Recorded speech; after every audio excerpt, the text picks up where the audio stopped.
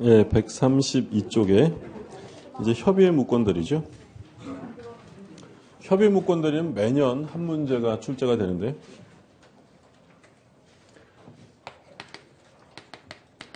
표현대리와는 달리 협의의 무건대리의 경우에는 본인이 책임을 지지 않는 것이고, 사례를 보면 갑이 본인이고요. 을이 무건대리인, 병이 무건대리인과 거래한 상대방입니다. 본인이 부동산을 하나 소유하고 있었는데 대리권이 없는 이 집 아들이 아버지 방에 들어가서 각종 서류를 훔치고 위임장을 위조해서 아빠 집을 팝니다. 자, 그러면 이 경우에는 본인이 외관 작출을 한 게 없기 때문에 본인은 책임을 질 필요가 없어요. 이때 이제 본인과 상대방에게 각각 두 가지의 권한이 있었죠. 그러니까 본인은 뭐 할 수 있냐면 마음에 들면 추인할 수 있고요. 마음에 안 들면 거절할 수 있고, 자, 상대방도 두 가지가 있었는데 최고권과 철회권이 있었죠. 여기서 이제 수험상으로 자주 나오는 건 이 최고라는 것은 이건 표현대리가 아니기 때문에 얘한테 책임져 이렇게 말할 수는 없죠. 그러니까 책임질 거예요 라고 물어볼 수 있다고 했어요. 그럼 물어보는 건 선의자만 해요? 선악불문이에요? 선악불문. 악의자도 물어보는 건 상관없다고 했고요.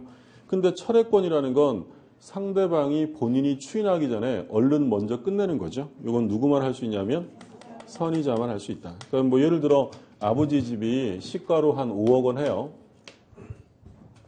근데 이 집 아들이 집을 팔았는데 대리권 없이 팔았는데 한 7억에 팔았대요. 5억짜리를 7억에 팔았다.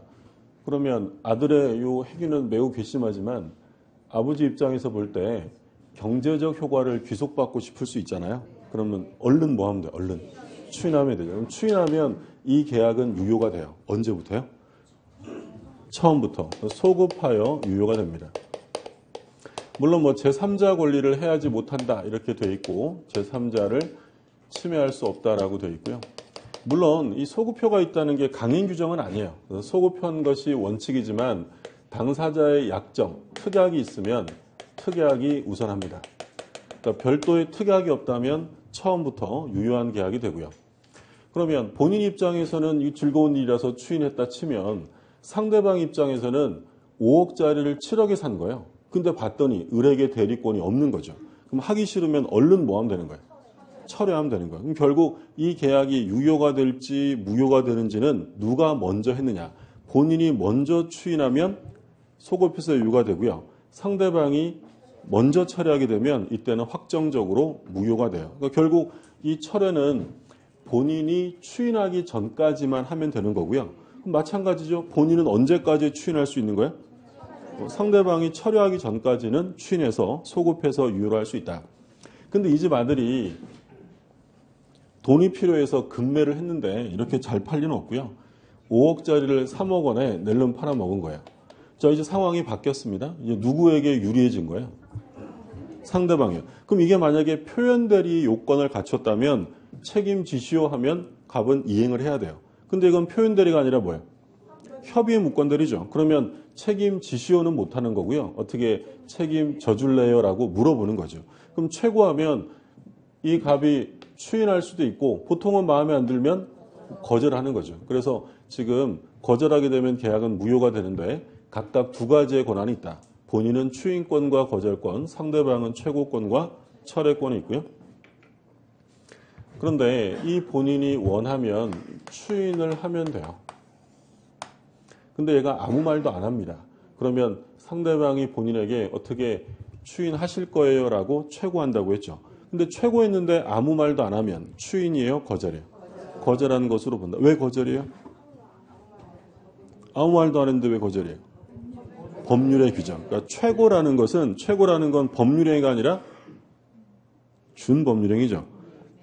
법률행위와 준법률행위의 차이점은 법률행위는 무엇에 의해서 효과가 생기냐면 의사표시. 근데 준법률행위는 법률 규정. 그러니까 민법 131조에 가면 최고 기간 내 확답을 바라지 아니하면 추인을 거절한 것으로 본다라고 규정하기 때문이에요. 우리 계약의 해제에서 해제권자가 해제를 안 하고 있는 거예요. 그러면 상대방이 당신 해제할 거야 말 거야 라고 최고를 할 수 있어요? 근데 이 사람이 아무 말도 안 하면 해제 효력이 생겨요? 해제권이 소멸돼요? 우리가 이제 시험 범위 내에서 최고했는데 아무 말도 안 하면 다 긍정적이에요? 다 부정적이에요? 부정적이에요. 그러면 해제 효력이 생길까요? 해제권이 소멸될까요? 해제권이 소멸됩니다. 우리 시험에 보면 뭐라고 하냐면 상대방 최고에 대해서 의사를 표시하지 않은 경우에 해제권이 소멸되는 것은 당사자 의사에 근거한다. 이렇게 나왔어요. OX에. 틀려. 이거 최고잖아요. 그럼 최고면 그것이 소멸되는 효력이 생기는 것은 당사자 의사에 근거한 게 아니라 무엇에 근거하는 거예요? 법률 규정. 그러니까 준법률 행위는 원해서 효과가 생기는 게 아니라 법이 정하는 바에 따라 효과가 생기고요. 그러면 최고 기간까지 확답을 도달시켜야 돼요? 발송하면 돼요? 발신주의죠. 우리가 지난주에 무권대리 상대방 최고에 대한 본인의 확답은 도달주의가 아니라 발신주의다라고 했죠. 근데 이 추인은 보통은 이제 상대방에게 하겠지만 누구한테 할 수도 있다고 했냐면 요 무권대리인에게 추인을 할 수도 있고요.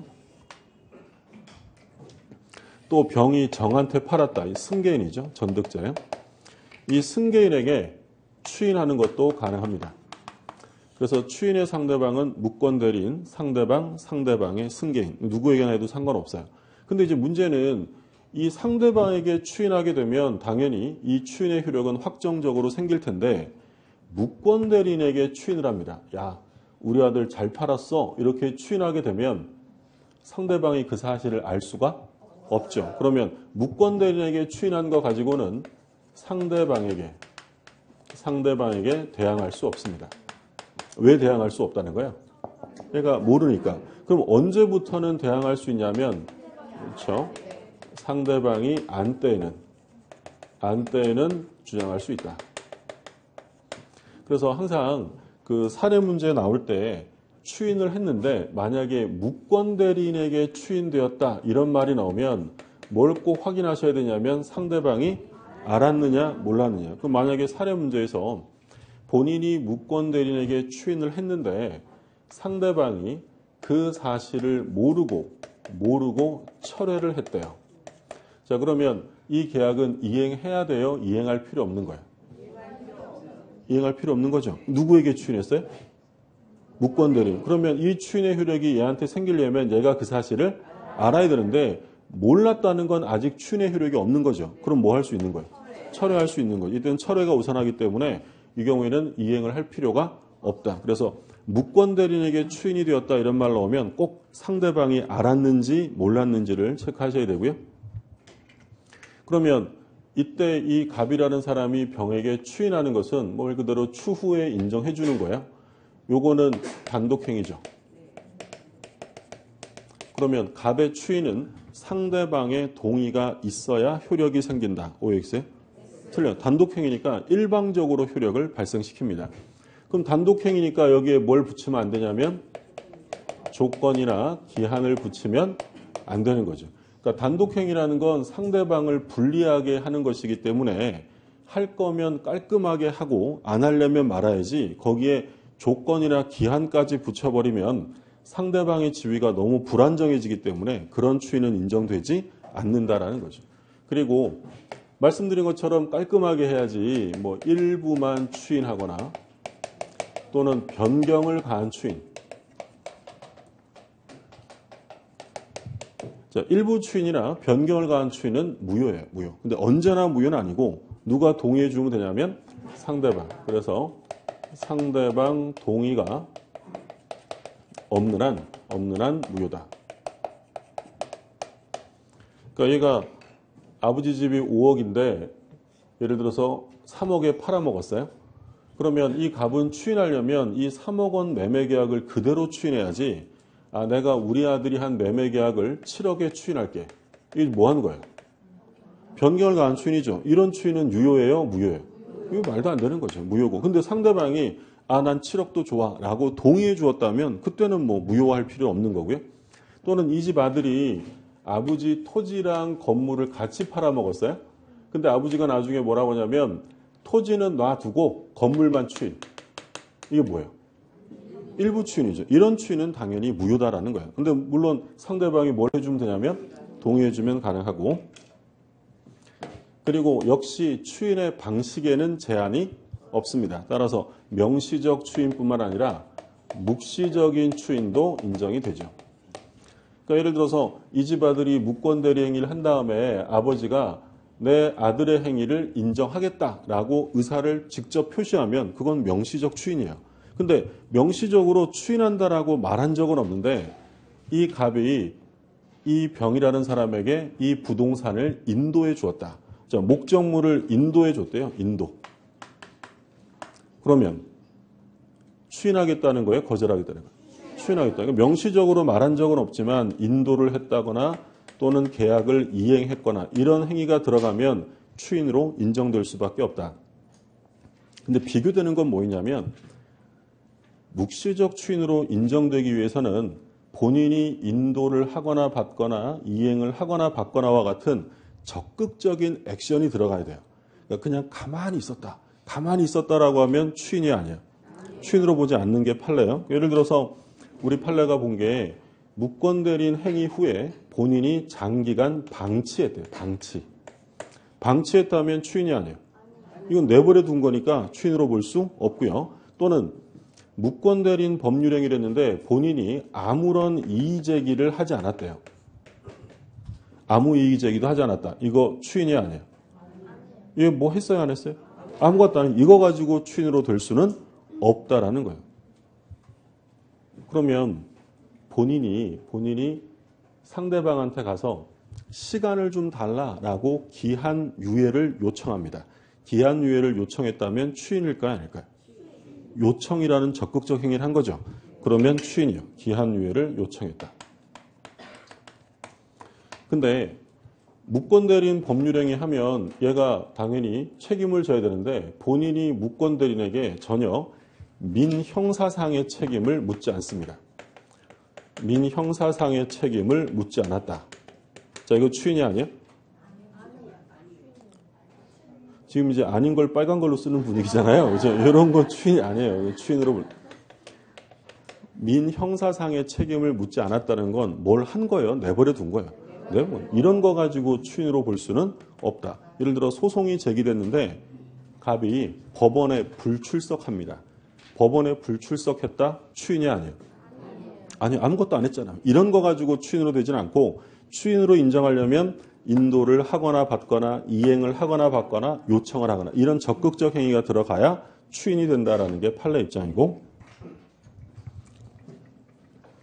자, 이 집 아들이 아버지 집을 팔아먹었어요. 근데 아버지가 돌아가십니다. 사망했다. 그래서 이 무권대리인이 단독으로 상속을 받았어요. 그러니까 을이 뭐라고 하냐면 상황이 달라졌다. 난 우리 아버지의 지위를 상속했다. 상속이라는 건 포괄승계죠. 그러면 우리 아버지가 가지고 있던 걸 다 상속을 받았으니 나는 본인의 아버지의 거절권을 행사할 테니 넘어간 등기를 말소하고 부동산 사용에 대한 부당이득을 반환해라. 이게 될까요? 안 될까요? 그건 당연히 안 되겠죠. 신의 측에 반하여 허용할 수 없다. 아니, 자기가 팔아먹은 다음에 거절권을 행사한다는 것은 금반원의 원칙상 허용할 수 없다라는 게 판례였고요. 근데 만약에 이런 경우를 한번 생각해 보세요. 무권대리인이 아버지 집을 팔아먹었는데 이번에는 무권대리인이 사망을 해요. 무권대리인이 사망을 하여 본인이 상속을 받았다면 본인은 거절권 행사할 수 있을까요? 없을까요? 지금 상황 이해되셨어요? 이거 누가 사망했다고요? 무권대리인 사망해서 본인이 상속을 받았어요. 그럼 본인이 거절권 행사하는 거 될까 안 될까요? 그건 되는 거예요. 본인은 원래 거절권이 있잖아요. 그건 상관없어요. 물론 의미는 없어요. 135조 책임을 승계하기 때문에 의미는 없지만 그러니까 여기서 이제 구별을 하셔야 한다는 거예요. 무권대리인이 상속을 받았다면 거절권 행사하면 돼야 안 돼?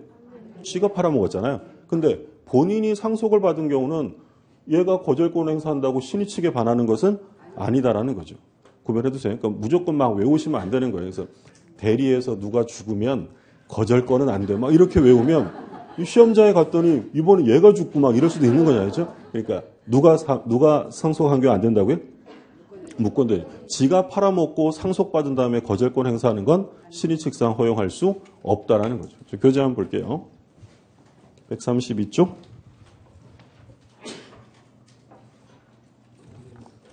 조문 보세요. 130조. 대리권 없는 자가 타인의 대리인으로 한 계약은 본인이 이를 추인하지 아니하면 본인에 대하여 효력이 없다. 그러니까 무권대리니까 본인이 추인했다는 말이 없으면 본인에게 효력이 생기지 않는다라는 거죠. 132조. 132쪽에 132조예요. 추인 또는 거절의 의사표시는 상대방에 대하여 하지 아니하면 그 상대방에 대항하지 못한다. 그러니까 꼭 상대방에게만 해야 한다는 게 아니라 상대방에게 하지 않았다면 상대방에게 뭐 할 수 없다고요? 대항할 수 없다. 왜냐하면 상대방이 모르니까. 단서 조항에 나오죠. 그러나 상대방이 그 사실을 안 때는 그렇지 않다. 대항할 수 있는 거고요. 133조. 추인은 다른 의사표시가 없는 때에는 계약 시에 소급하여 그 효력이 생긴다. 중요하죠? 뭐가 있다고 돼 있어요? 소급효. 근데 다른 의사표시가 없는 때냐고 돼 있으니까 특약이 있으면 특약이 우선한다는 거야. 그리고 단서조항. 그러나 제3자 권리를 해하지 못한다. 보시고 밑에 이제 추인권 나오죠. 성질에 보면 둘째 줄에 단독행위 형성권의 행사라고 돼 있고 니은의 추인의 상대방 A번 보시면 추인은 무권대리인 무권대리 행위의 직접 상대방 및 그 무권대리 행위로 인한 권리 또는 법률관계 승계에 대하여도 할 수 있다. 그러니까 줄여서 말하면 무권대리인 상대방, 상대방의 승계인 모두 상대방이 될 수 있고요. 자, 오른쪽에 B번은 지금 뭐 보신 내용이죠. 무권대리인에게 한 추인은 상대방이 그 사실을 알지 못하는 경우에는 상대방에게 추인의 효력을 주장할 수 없다. 알아야 된다고 했고 그 다음에 니은도 뭐 중요했죠. 일부 추인이나 또는 변경을 하여 추인했을 때는 상대방의 동의를 얻지 못하는 한 무효이다. 그리고 리을에 보면 묵시적으로 할 수도 있다라고 했죠. 밑에는 이제 설명드린 것처럼 추인으로 인정되는 것과 안 되는 것들 좀 설명드린 내용 다시 한번 나와 있고요. 효과가 나오는데 본인의 추인이 있으면 무권대리행위는 소급하여 소급이 중요하다고 했고 계약 시부터 유효가 되고요. 다음 페이지에 뭐 거절할 수 있고 4번에 무권대리와 상속이 나오죠. 그 판례 제목만 보세요. 판례 제목. 대리 권한 없이 타인의 부동산을 매도한 자가 그 부동산을 상속한 후 소유자 지위에서 자신의 대리 행위가 무권대리로 무효임을 주장하여 등기 말소 등을 구하는 것이 금반원 원칙이나 신의칙상 허용될 수 없는지 여부 불가 안 된다고 되는 거죠. 무슨 말인지 아셨죠? 결국 파란 글씨도 그 내용이에요. 자기가 상속받고 거절권을 행사하면서 등기 말소나 부당이득 반환 청구하는 건 신의칙상 허용할 수 없고 그 다음에 최고권 철회권 나오죠. 131조를 보세요. 대리권 없는 자가 타인의 대리인으로 계약을 한 경우에 상대방은 상당 기간을 정하여 본인에게 추인 여부의 확답을 최고할 수 있다. 본인이 그 기간 내 확답을 발하지 아니한 때는 추인을 거절한 것으로 본다. 거절한 것으로 본다라고 되어 있고요. 확답을 받지 아니한 때가 아니라 뭐라고 되어 있어요? 발하지. 그러니까 발신주의. 도달주의가 아니라 발신주의임이 규정되어 있고 그리고 오른쪽에 1번 최고권은 선악불문. 간단한 거지만 시험에 가끔 나오고요. 그리고 더 많이 나오는 건 2번의 철회권이에요. 철회권은 선악불문이 아니라 선의자. 그러니까 물어보는 건 선악불문이고 끝장내는 건 선의자만 할 수 있다.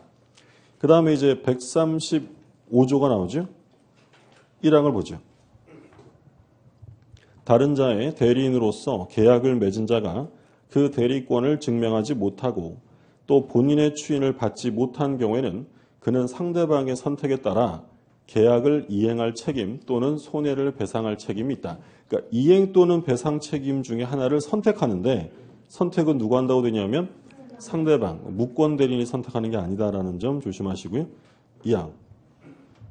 대리인으로 계약을 맺은 자에게 대리권이 없다는 사실을 상대방이 알았거나 알 수 있었을 때 또는 대리인으로서 계약을 맺은 사람이 제한 능력자일 때는 1항을 적용하지 않는다. 그러니까 이 1항 책임을 물으려면 상대방은 어때야 된다는 거예요? 선의 무과실까지 갖춰야 되고 그리고 제한 능력자가 무권 대리인이 제한 능력자여서는 안 된다. 행위 능력이 반드시 있어야 한다는 거죠.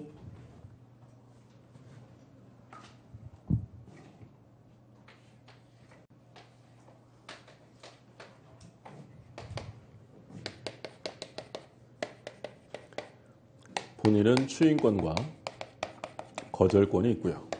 상대방은 최고권과 철회권이 있습니다. 추인하면 언제부터 유효라고 했냐면 소급해서 유효가 되고요. 최고권은 선의자만 해요? 선악불문이요? 선악불문. 철회권은 선의자만 합니다. 그래서 이 병이라는 사람이 철회하지 않고 얘한테 어떻게 할 거예요? 라고 최고를 합니다. 그럼 만약에 본인이 추인해 주었다면 얘한테 책임을 물을 수 있어요? 없어요? 없죠. 본인이 추인하면 본인이 이행을 해주겠다는 거잖아요.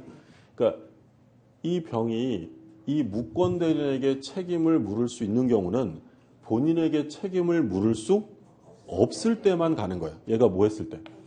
거절하는 거죠. 그러면 이건 표현 대리가 아니니까 더 이상 갑에게 책임을 물을 수가 없어요. 그때 이제 얘한테 책임져라라고 하는 게 바로 135조의 책임이에요.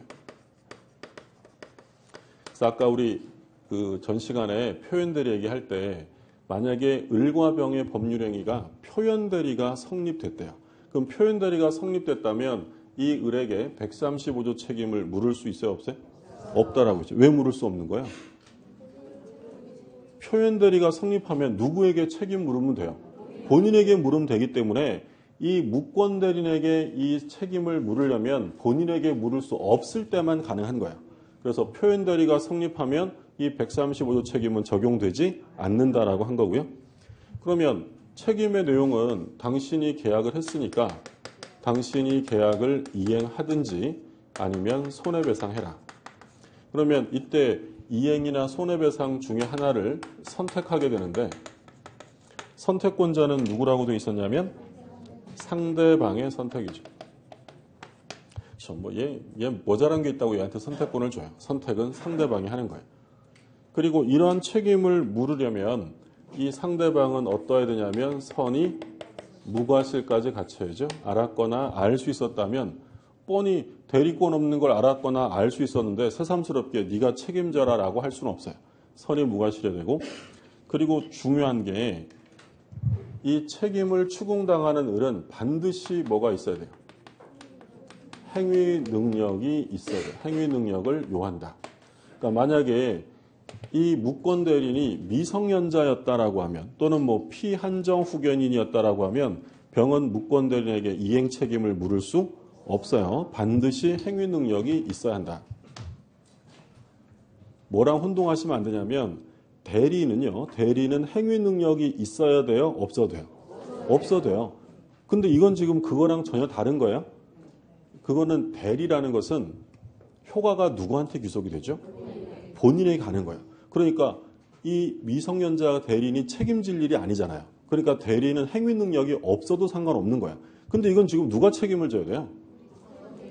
무권 대리인이 책임을 져야죠. 그러면 책임을 지려면 책임질 만한 능력이 있어야 한다는 거예요. 그래서 이 경우에는 반드시 뭐가 있어야냐면 행위 능력이 있어야 한다는 거고요. 예전에는 선택권자 가지고 시험에 많이 냈는데 요즘에는 오히려 이게 더 많이 나와요. 이 무권 대리인에게는 반드시 행위 능력이 있어야 한다. 그리고 요 135조는 무과실 책임이다라고 보는 게 통살의 입장이에요. 판례는 아니고 통살의 입장. 그러니까 무과실 책임이라는 건 을에게 잘못이 있든 없든 대리권이 없었다면 135조 책임을 져야 한다라는 거죠. 무슨 말인지 아시겠어요? 그러니까 예를 들어서 이제 이런 사례인데 이 을이 병이랑 계약을 할 때는 자기에게 대리권이 있는 줄 알았어요. 근데 왜 그런 생각을 했냐면 A가 을에게 사기를 치는 바람에 을이 대리권이 있는 줄 알고 계약을 했는데 나중에 봤더니 대리권이 없는 거예요. 그러면 얘가 사기친 거니까 얘는 잘못한 건 없어요. 고의나 과실이 없었다는 거예요. 그런데 무권 대리였다면 책임을 면한다는 거예요. 그래도 책임지라는 거예요. 그래도 져라. 을의 잘못이 있든 없든 무권 대리임이 밝혀지면 얘는 무조건 책임을 진다. 이게 무슨 책임이냐면 무과실 책임. 그러니까 만약에 과실 책임이다라고 하면 무조건 지는 게 아니라 을에게 뭐가 있을 때만 지는 거예요. 고의나 과실이 있을 때만 지는 건데 이건 무조건 져야 되는 무과실 책임에 해당이 된다라는 거죠. 그러면 이 135조 책임, 병이 을에게 책임을 묻기 위한 전제 조건은요. 상대방이 철회하고도 물을 수 있어요? 철회하지 않았어야 돼요? 철회하면 안 되죠. 만약에 철회했다면 계약은 이미 확정 무효가 된 거니까 이행하라는 말을 할 수 없잖아요. 그러면 뭐 하는 거예요? 최고한 거고. 그러면 본인은 추인했을까요? 안 했어야 돼요? 안 했어야 돼요. 본인이 추인하면 얘한테 책임을 묻는 거지 얘한테 묻는 게 아니에요. 그래서 135조가 나오기 위한 전제 조건은 상대방은 철회하지 않았고 본인은 추인하지 않았어야 돼요. 그때만 나와요. 교재를 보시면 책임 발생 요건이 나오죠. 조문 밑에. 뭐 A번은 당연한 거고 그 B번에 보면 본인의 추인이 없어야 되고 C번은 뭘 하지 않았어야 돼? 철회하지 않았어야 돼. 이 기본 요건이고 그 다음에 D는 상대방은 선의 무과실해야 한다 라고 되어 있고 다음 페이지 2번에 보면 무권 대리인이 행위 능력자여야 한다. 중요합니다. 그러니까 무권 대리인이 제한 능력자라면 책임 물을 수 없고 그리고 F번에 보면 무과실 책임이라고 되어 있어요. 그러니까 무권 대리인이라면 잘못한 게 없어도 책임지라는 거고 책임의 내용은 중요한 건 선택권자죠. 누가 선택합니까?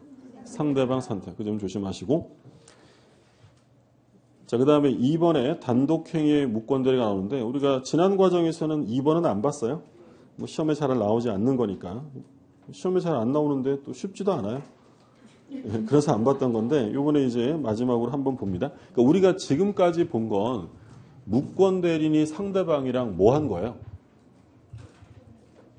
계약을 한 거예요. 우리가 지금까지 본 건 계약의 무권 대리인데 근데 어떤 경우에는 무권 대리인이 대리권 없이 단독 행위를 하는 경우도 있을 수 있잖아요. 그래서 이제 나오는 게 단독 행위의 무권 대리인데 단독 행위는 두 종류가 있었어요. 상대방 없는 단독 행위와 상대방 있는 행위. 먼저 상대방 없는 단독 행위 괄호에 뭐라고 돼 있어요? 언제나 무효. 언제나 무효. 간단하죠. 상대방 없는 단독 행위는 언제나 무효다. 그러니까 예를 들어서요. 제가 대리권도 없는데 뭐라고 했냐면 아버지를 대리하여 아버지 토지를 출연하여 장학재단 법인을 설립한다라고 했어요. 그럼 재단법인 설립 행위는 법률행위 종류로 보면 뭐야? 상대방 없는 단독. 자, 상대방 없는 단독 행위는 뭐 있었어요? 유제포. 유제포만 외우고 이게 적용하는 제가 뭐야? 재단법인. 그러면 이 경우에 대리권 없이 제가 재단법인 설립 행위를 대리한 거잖아요. 유효예요? 무효예요? 무효예요. 무효. 근데 아버지가 뒤늦게 그 사실을 알고 잘했어. 어차피 만들 거였어 라고 추인을 해줍니다. 그러면 이게 유효예요? 무효예요? 그래도 무효다라는 거예요. 그래서 뭐라고 돼 있어요? 언제나 무효. 그러니까 원하면 본인이 직접 해야 되고요. 상대방 없는 단독 행위는 본인이 추인해도 효력이 인정될 수 없습니다. 그 다음에 상대방 있는 단독 행위. 원칙적으로 무효이나 일정한 경우에 계약의 무권 대리를 준용한다. 그러니까 조문을 볼게요. 136조. 단독 행위는 그 행위 당시에 상대방이 대리인이라 칭하는 자의 대리권 없는 행위에 동의하거나 그 대리권을 다투지 아니한 때 하나여 전 6조의 규정을 준용한다. 전 6조니까 135, 4, 3, 2, 1, 0 이게 계약의 무권 대리 규정이에요. 무조건 준용하는 게 아니라 동의하였거나 다투지 않았을 때 계약의 무권 대리를 준용한다. 갑이 을하고 매매 계약을 합니다. 근데 이 을이라는 사람이 의무를 이행하지 않고 있어요. 근데 이 갑은 가만히 있는데 병이라는 사람, 얘가 이제 본인이고요. 이 사람이 병, 대리권이 없는데 야, 너 왜 이행을 안 해? 계약 해제다 이럽니다. 그러면 대리권 없이 계약을 해제했다는 거잖아요. 그럼 이 해제는 원칙적으로 유효예요? 무효예요? 대리권 없는 애가 한 거니까 당연히 무효죠. 본인에게 효력이 생길 수 없는 거예요. 그게 원칙이에요. 그러니까 원칙은 무효다. 근데 예외적으로 계약의 무권 대리를 준용하는 경우가 있는데요. 언제냐면 동의하였거나 다투지 않았을 때. 다투지 않았을 때는 계약의 무권 대리를 준용한다. 그러니까 이 무권 대리인이 야 해제다 이렇게 얘기했을 때 을이 야 네가 뭔데 해제라고 다투지 않았거나 얘가 해제다 그랬더니 응 하고 동의해 준 거야. 그러면 유효가 된다는 게 아니라 그러면 뭐가 적용된다고? 계약의 무권 대리가 준용된다는 거야. 그럼 계약의 무권 대리면 얘가 본인이잖아. 얘 뭐 할 수 있어요? 마음에 들면 추인해서 그래 잘했어. 어차피 해제할 거였어. 라고 추인할 수도 있고 또 왜 그랬어? 라고 해제에 대해서 뭐 할 수 있다고? 거절할 수 있다는 거예요. 이해되셨어요? 그러니까 일단 두 종류로 나눠서 상대방 없는 단독행위의 무권 대리는 효력이 뭐라고요? 언제나 무효. 언제나 무효고 그 다음에 지금 나오는 것처럼 상대방 있는 단독행위. 만약에 상대방 있는 단독행위의 무권 대리는 언제나 무효다라고 하면 틀리죠. 상대방 있는 단독행위는 원칙은 무효고요. 그리고 언제 계약의 무권 대리를 준용하냐면 동의하였거나 다투지 않았을 때. 그럼 이렇게 나와도 틀려요. 예를 들어서 상대방 있는 단독행위의 무권 대리는 원칙적으로 계약의 무권 대리를 준용해야 한다라고 하면 틀려요. 원칙은 무효예요. 동의하거나 다투지 않았을 때만 계약의 무권 대리가 준용된다. 이해되셨어요? 예, 그 얘기고. 뭐 크게 중요하지는 않다고 했어요. 시험은 뭐 거의 99% 계약의 무권 대리 지금까지 본 것에서 집중 출제가 되고 마지막으로 확인 차원에서 한번 본 거예요. 자, 문제를 보죠.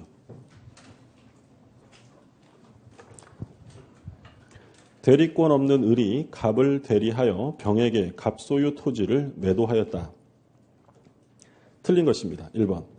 을이 갑을 단독 상속한 경우 을은 본인 지위에서 추인 거절권을 행사할 수 없다. 지가 팔아먹고 상속받았죠. 거절권 행사할 수 없습니다. 2번. 을과 계약을 체결한 병은 갑의 추인의 상대방이 될 수 없다.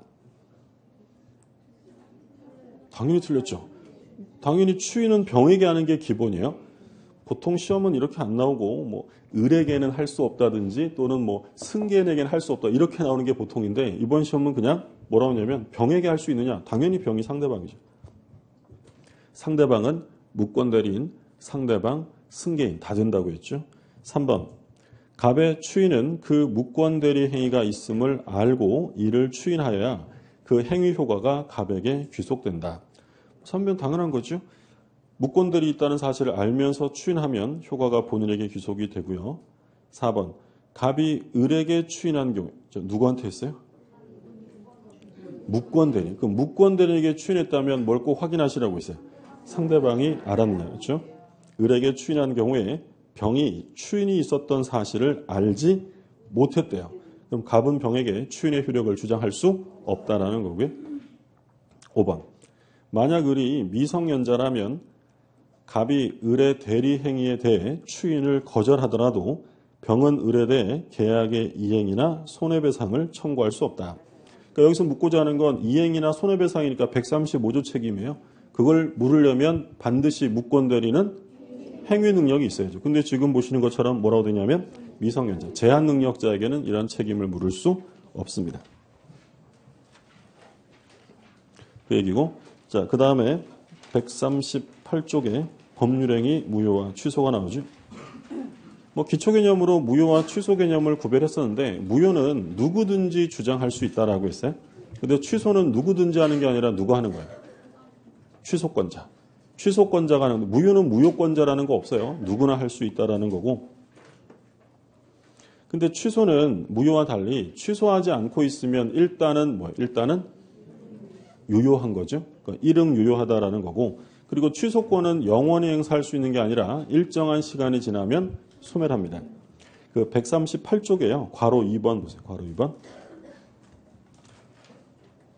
법률행위 무효는 이를 주장할 이익이 있는 자는 누구든지 할 수 있어요. 따라서 반사회적 법률행위를 원인으로 하여 부동산에 관한 소유권 이전 등기를 마쳤더라도 그 등기는 원인 무효로서 말소될 운명에 있으므로 등기 명의자가 소유권에 기한 물권적 청구권을 행사하는 경우에 권리 행사의 상대방은 법률행위 무효를 항변으로 주장할 수 있다. 최근 판례니까 확인해 두시고요. 무슨 얘기냐면 갑이 을하고 매매를 했고 갑이 병에게 이중 매매를 해서 등기를 넘겼다. 그러면 원칙은 누가 소유자가 되는 거냐면 병이 소유자죠. 선악불문 취득이에요. 근데 얘가 뭘 했냐면 갑의 배신행위에 적극 가담했다. 그러면 반사회적 무효가 되는 거예요. 근데 지금 현재 이 상태에서요. 이 상태에서 지금 병이 등기한 부동산이 있는데 이 부동산에 대해서 A라는 사람이 점거를 하고 있대요. 그러니까 침해하고 있다는 거예요. 그러자 이 병이 A를 상대로 소유권에 기한 방해 제거 또는 반환을 청구했다면 이 A라는 사람은 병에게 인도해야 돼요? 안 해도 된다는 거예요. 안 해도 된다는 거예요. 얘가 뭘 주장할 수 있다고요? 야, 니들 법률행위는 반사회적 무효야. 그러니까 너는 소유자가 아니니까 소유권에 기한 방해 제거 청구할 생각도 하지 마. 라고 주장할 수 있다는 거예요. 이해되셨어요? 예, 그 얘기예요. 되게 어려운 것처럼 써 있었지만 다시 한번 볼게요. 둘째 줄에 반사회 질서 법률행위를 원인으로 하여 부동산에 관한 소유권 이전 등기를 마쳤더라도 그 등기는 원인 무효로서 말소될 운명에 있으므로 등기 명의자가 소유권에 기한 물권적 청구권을 행사하는 경우 사실은 얘는 이걸 행사할 자격이 없는 사람이에요. 소유자야 아니에요. 아니죠. 그런 경우에 상대방은 야, 너 소유자 아니야. 니들의 행위는 무효야 라고 주장할 수 있다. 설령 얘가 침해자라 하더라도 무효는 누구든지 주장할 이익이 있으면 주장할 수 있다라는 거예요. 근데 취소는 누구든지 막 길 가는 사람이 취소하면 안 되잖아요. 그럼 취소는 누구만 한다고요? 취소권자만 한다라는 거죠. 오른쪽에 무효의 종류. 절대적 무효와 상대적 무효 있는데 절대적 무효는 제3자가 보호될 수 없죠. 상대적 무효는 보호돼요. 우리가 공부한 것 중에 상대적 무효는 딱 두 개 있었어요. 뭐 있었어요? 비진이하고 통정. 비진이 단서랑 통정은 제3자 보호 규정이 있는 상대적 무효고 오른쪽에 당연무효, 재판상 무효 보실 필요 없고요. 밑에 이제 지금부터 확정적 무효와 유동적 무효를 보는데 유동적 무효 판례들이 좀 많았죠. 141쪽부터 쭉 나오잖아요. 이 판례들을 정리할 텐데 좀 쉬었다가 보죠.